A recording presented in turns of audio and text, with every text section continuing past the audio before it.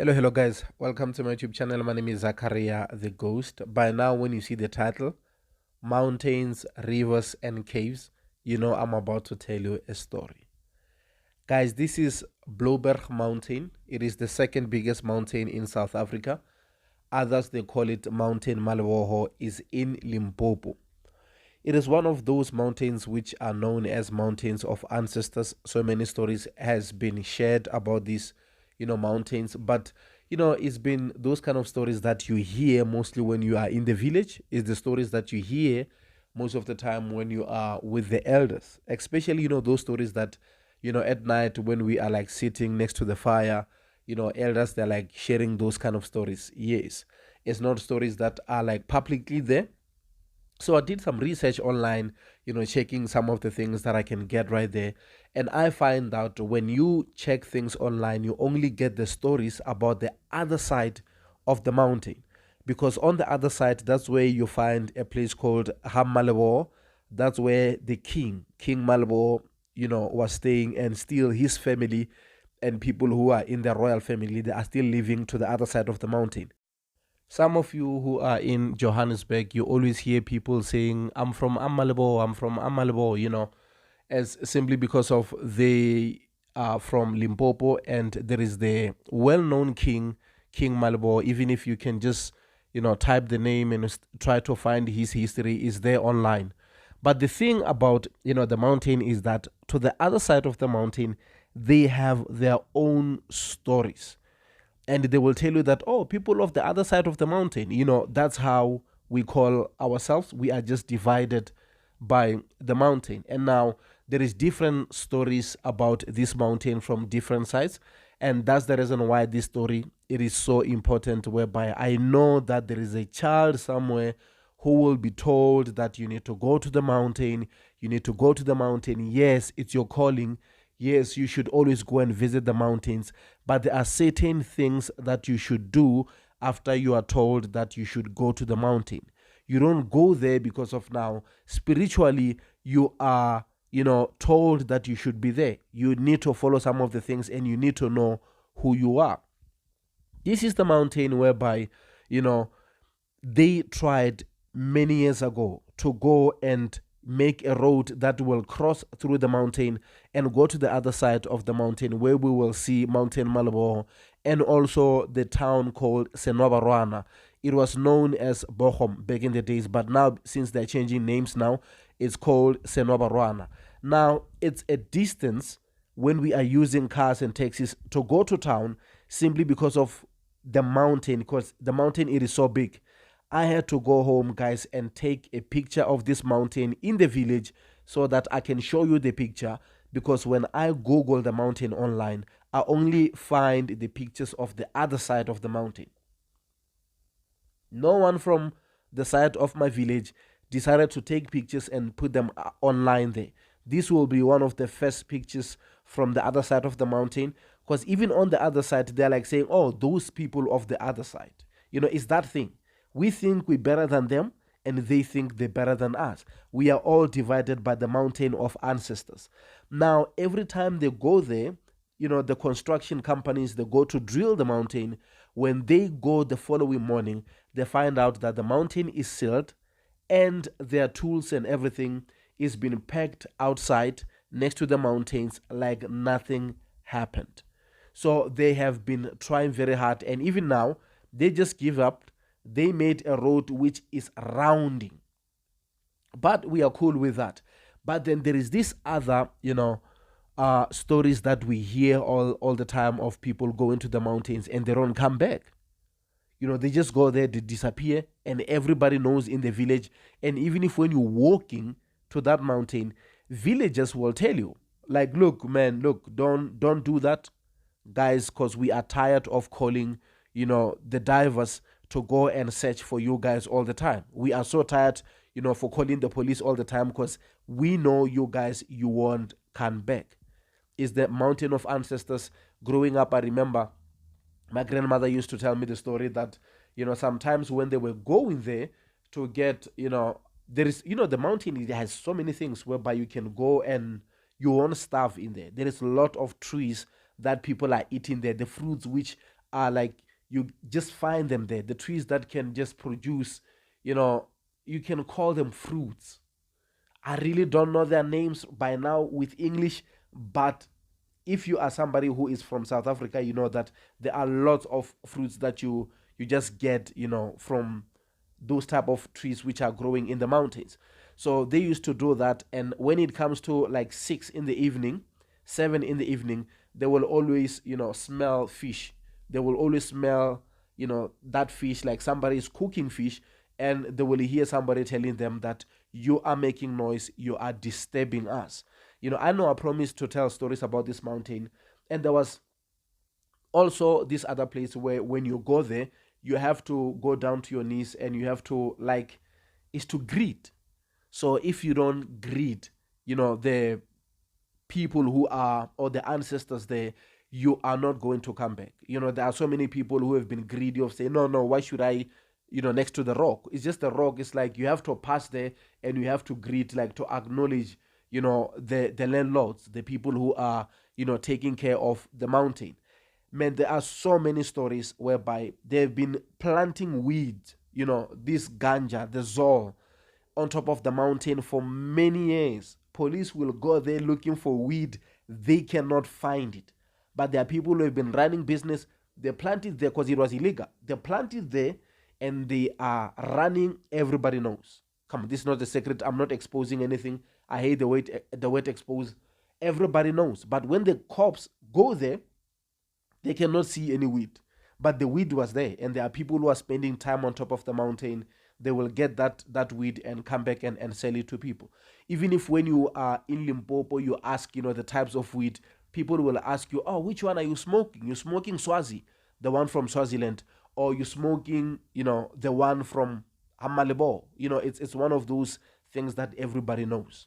If you go to Malibu region, people knows that. It's different types of weed. One of those is being planted on top of that mountain, and they will try to search, they won't find it. Sometimes they threaten to burn everything. We will just see the smoke coming from there. It's one of those. And now the mountain is dangerous. So many people, disappeared in that mountain. I have so many stories whereby I'll make a series where I'll be telling you the stories about the mountains. And there is also a place there. There is a river called Masteku. This river, it's either it's raining or not raining, the river doesn't get dry. There is water, the water is not moving, but the water is just always in that river. And that, river supply the water into this other place. It's a round hole. It's a very scary, round hole. Everybody knows it. And it makes like the waterfall. Because now the water will come from up there and it just make like a beautiful waterfall. People who used to get married, they used to go there to take pictures, so that they can put the pictures nicely in their houses. But the problem is people are falling into that. People are dying there. So now they stopped going there because they started realizing like, no, this is not a place where we should go with camera phones, and they stopped going there. Now to that hole, once you fall in there, they will call the divers will go there and they will go in and search for you. But later they will come out and they will tell people outside like, guys, look, we found so and so, and the person is still in there, but at this moment we cannot do anything because the person is in the presence of the landlord. So we cannot even go and disturb. We just have to wait until whatever which is done there with the person is done, and that person, you will see the body floating. Because one thing about that place, that round circle, they said it is very, very deep. And now we know that if somebody fall into water, after some time that person has to be on top of water after the person died. But the problem about that person is that you can go for days. You will never be on top until they have to go there. The divers, they have to search and they will come back and confirm that that is true. The person fall into that place and the person is with the landlord by now. We have to wait. We cannot go there. We cannot disturb. We have to wait until whatever which is done there is done. So it will bring him out and you will see the body of the person later. They know it is done, they can collect the body. Some come back, but the majority of people don't come back. It is what it is. It is known. It is something that people are not sharing. But I am sharing this because of I was once there.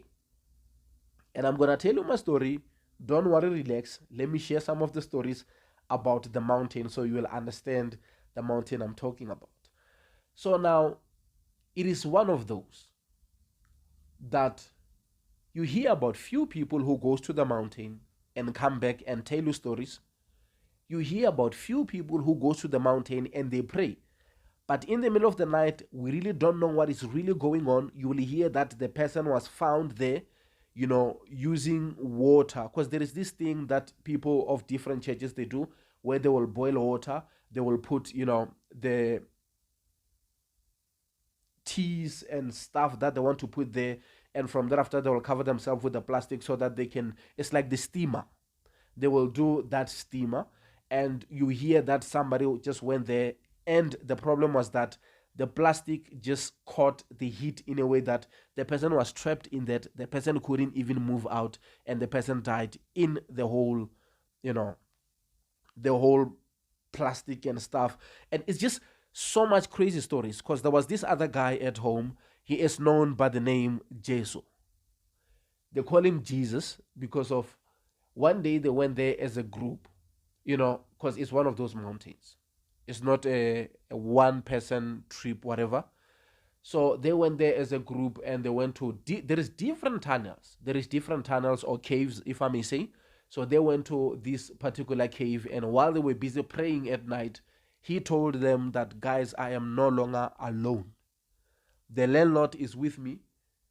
I am asking you guys to pray for me. You need to pray as hard as you can. And they started praying at night around 12 o'clock. They prayed very hard because of now. It was cold, and the landlord, when it wrapped itself around him, there was just a bit of a heat from his body. And now the landlord felt so comfortable, and it was just one of those crazy things, because when they light, the torch in there, they find that this guy is a skinny guy, but now the size of his body, he was like somebody who is wearing like size 40. Now that means he's not alone into that jacket.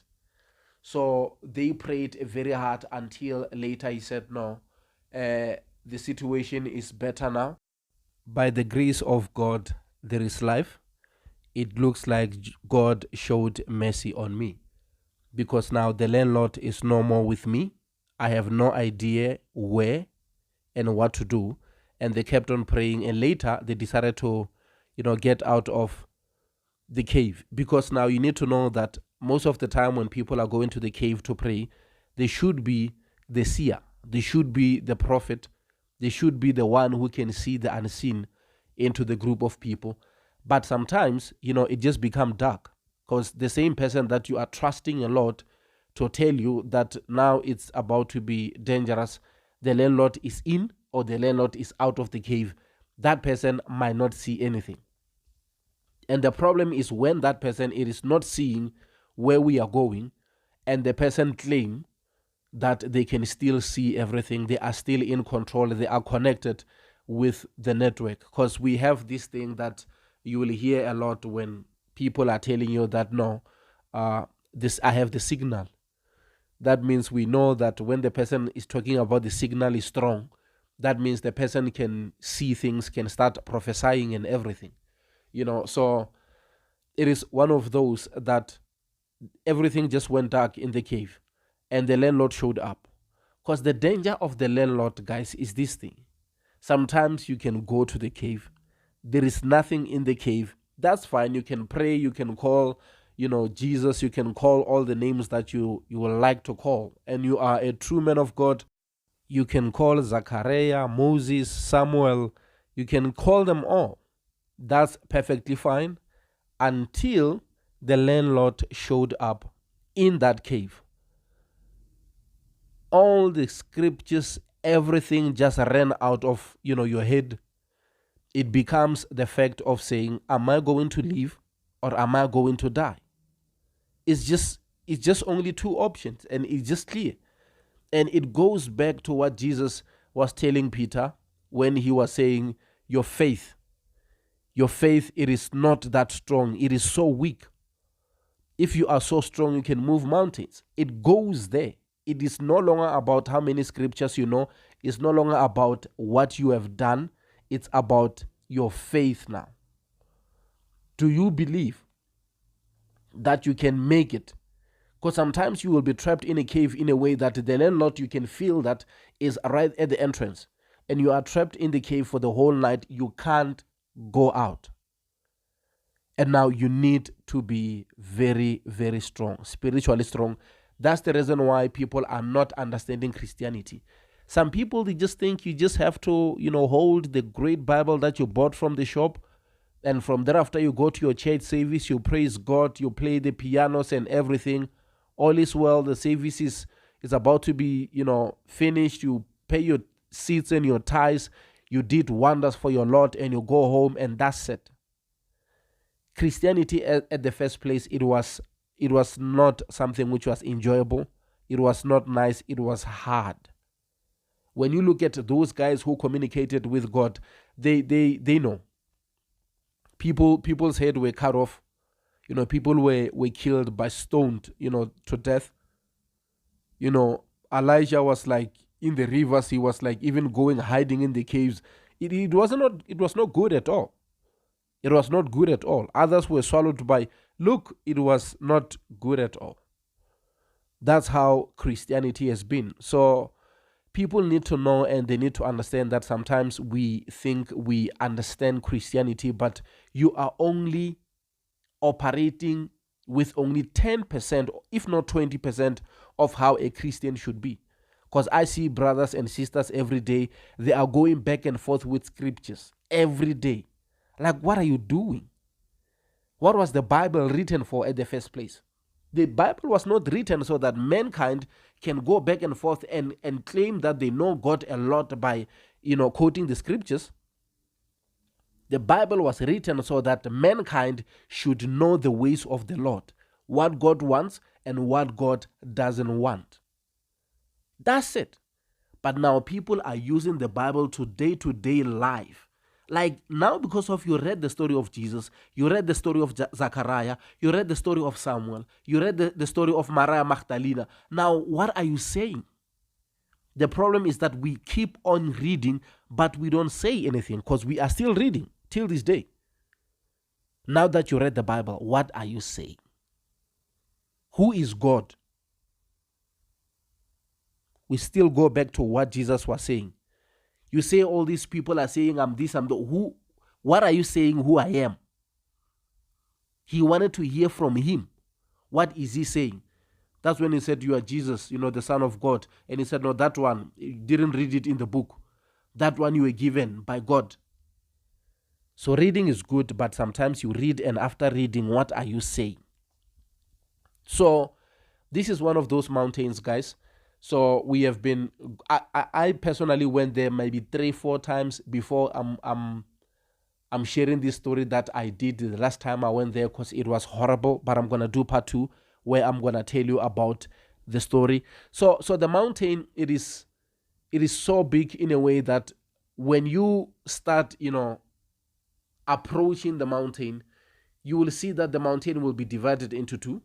There is just a road where you will be walking, and there is, water there, and it's just, the river is just becoming thinner. Then the river will just have, more water, just like that. Like maybe like the distance when you're like walking like 50 meters, there is the other group of water there, the other group of, just like that. And now that's where they're saying the danger is, because most people, they run past those places. That's where people are dying a lot.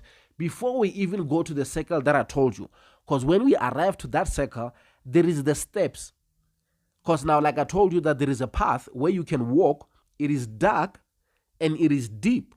Like you can see the light there on top of the mountain, but you are in the dark, because now people don't go there a lot. Now, because of now trees are like coming out when people are going to camp, they start to cut those trees so that they can make fire.